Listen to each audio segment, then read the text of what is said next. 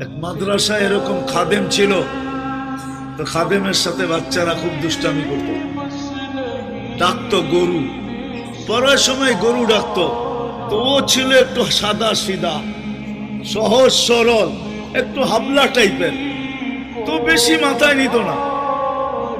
আবার দেখবেন হাবলা মানুষ চেতলে কিন্তু খবর আছে। একদিন বৃষ্টি হইতেছিল প্রচন্ড, এর দায়িত্ব ছিল ছেলেদেরকে খানা পরিবেশন করা। তো খানার সময় হয়ে গেছে, খানা নিয়ে আসে না, তো ছেলেরা চিৎকার দিতেছে গরু কই গেল।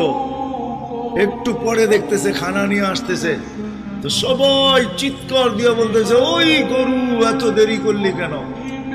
বাস সরল সহজ তো লেগে গেছে মাথায়। মোতামিম সাহেবের কাছে যা বলতেছে চাকরি করব না। কেন? বাড়ি মাদ্রাসায় যেটি পালেন এটি সব দেয়া দাও। সবসময় গরু বলে শোয়া গেছি, আজকেও গরু বলতেছি।